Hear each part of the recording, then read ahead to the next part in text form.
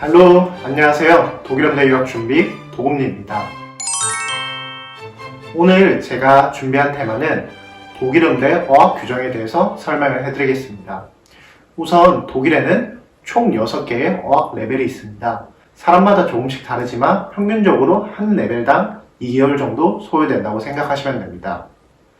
2020년 겨울학기 기준 독일현대에서는 점점 높은 어학 수준을 요구하고 있습니다. Oh no. 남쪽 프라이부르크와 트로싱엔에서는 원서 지원 시 B1 자격증이 없으면 지원 자체가 불가능하고, 그리고 성악과 같은 경우에는 함부르크 드레센에서 B1까지 요구를 하고 있기 때문에 현재 성악과나 기악과로 이제 유학을 생각하시는 분들은 독일어를 지금부터 준비를 하시길 추천드립니다. 어학을 많이 보는 학교 중에 하나가 종합대학교예요. 제가 지난 시간에 종합대학교에 대해서 간단하게 설명해 드렸는데, 종합대학교는 마인츠, 그리고 민스터, 아우스부르크 이렇게 3개 학교가 있는데, 이 3개 학교 같은 경우 학사로 입학 시 채1에서 테스트하프 드라이까지 요구하고 있기 때문에 이제 학사 지원자들은 이 학교를 지원하기 위해서는 정말 높은 어학 수준을 필요로 합니다. 반면 석사 같은 경우에도 베츠바이까지 요구하고 있기 때문에 석사 지원자들도 이 종합대학교 지원할 때는 본인의 독일어 실력이 됐을 때만 지원을 하시는 걸 추천해 드리겠습니다.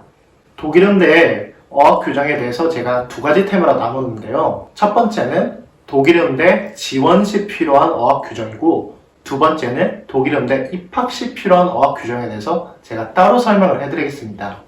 첫 번째로 독일현대 지원 시 필요한 어학 규정은 우선 B1가 필요한 학교들이 있습니다. B1가 필요한 학교는 프라이부르크, 아우스부르크, 트로싱엔, 뉘른베르크 이렇게 4개 학교에서 B1, B1 자격증이 없으면 지원 자체가 불가능하게 되고요. 그리고 함부르크 음대에서 예외로 성악과에만 B1 자격증을 요구하고 있습니다. 그 다음으로 아츠바이가 필요한 학교는 베를린 예술대학교 우데카가 있고, 그리고 서쪽에 오케스트라 첸트럼이라는 게 있어요.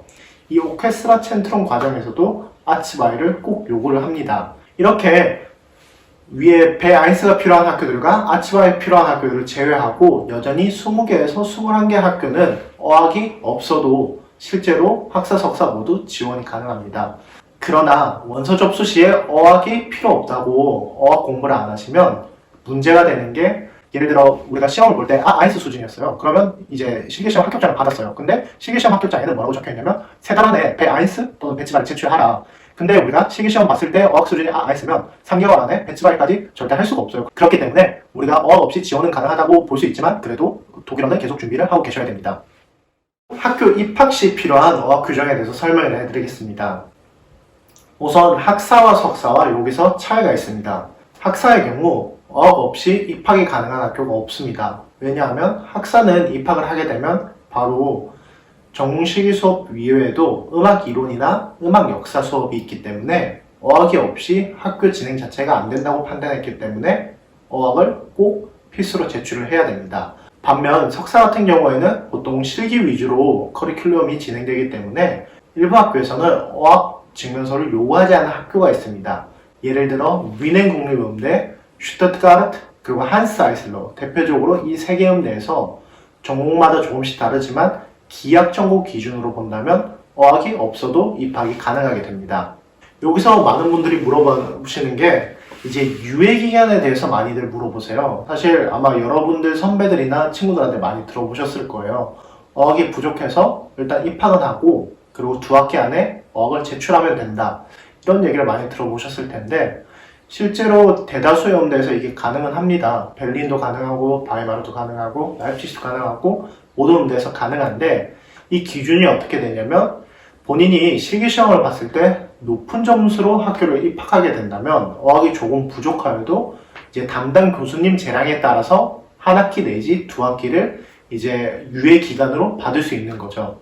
그런데 이 유예 기간 안에 어학을 제출하지 않는 경우 바로 퇴학 조치를 당하기 때문에, 예를 들어 보자면 드레센 음대에서 이제 어학이 부족하면 한 학기 이제 학생증을 발급을 해줍니다. 그러니까 내가 실기시험을 합격하게 되면 합격장이 오는데, 합격장에 어떻게 적혀있냐면 이제 한 학기 학생증을 발급을 해주겠다. 그래서 한 학기 안에 너가 B1를 제출하면 우리가 이제 2번째 학기, 3번째 학기 학생증을 같이 주겠다 이런 식으로 적혀있기 때문에 한 학기 안에 독일어 자격증을 내지 않으면 자동 퇴학이 된다고 볼 수 있습니다. 그 다음으로 많이 문의 주시는 게 독일음대 지원 시에 우리가 어학원 수료증으로도 지원이 가능한가? 그러니까 어학원 수료증이 있고 어학 자격증이 있잖아요.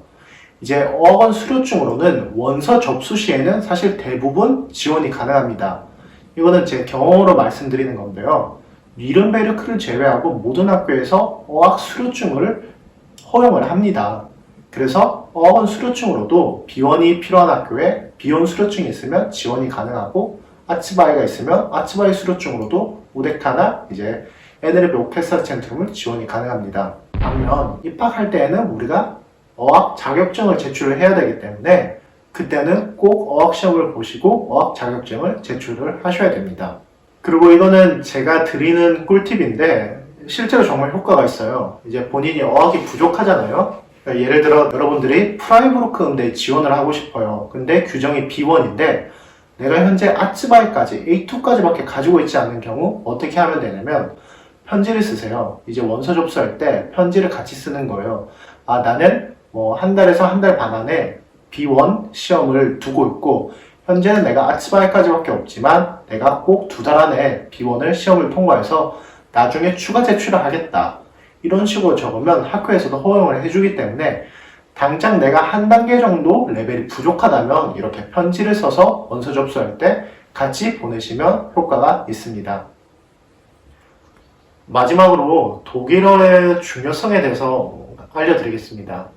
독일 음대를 다니면 사실 많은 한국인들이 생각하는 게 독일어를 최소한으로만 하려고 해요. 그러니까 배츠바이까지만 제출하고 더 이상 독일어를 할 생각을 별로 안 하시는데 독일어 같은 경우에는 정말로 잘하면 잘할수록 우리가 얻는 게 너무 많습니다.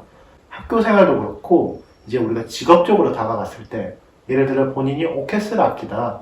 그러면 우리가 학교를 다니면서 인턴 프락티쿰도 해야 되고 그리고 점점 뭐 사이트 페어트락이나 그리고 우리가 직접 뭐 종신단원 시험도 봐야 되는데 독일 대다수의 오케스트라는 그 리허설이 다 독일어로 진행되기 때문에 만약에 독일어가 안 된다면 나중에 우리 이제 동료들과 의사소통 자체가 너무 안 되기 때문에 좋은 점수를 받을 수가 없습니다.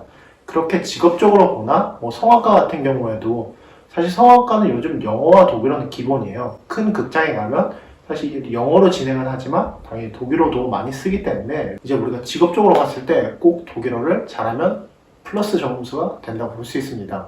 그리고 입학 시험에도 사실 독일어를 잘하면 잘할수록 교수들이 좋아해요. 저 같은 경우에도 제가 석사 시험을 볼 때 그 실기 시험에서 물론 옛날 얘기지만 그래서 독일어를 잘하면 실기 시험에서도 더 많은 어필을 할 수가 있는 것 같아요. 더 자신감 있게 독일어가 잘하면 잘할수록 본인의 자신감이 더 높아지는 것 같아요.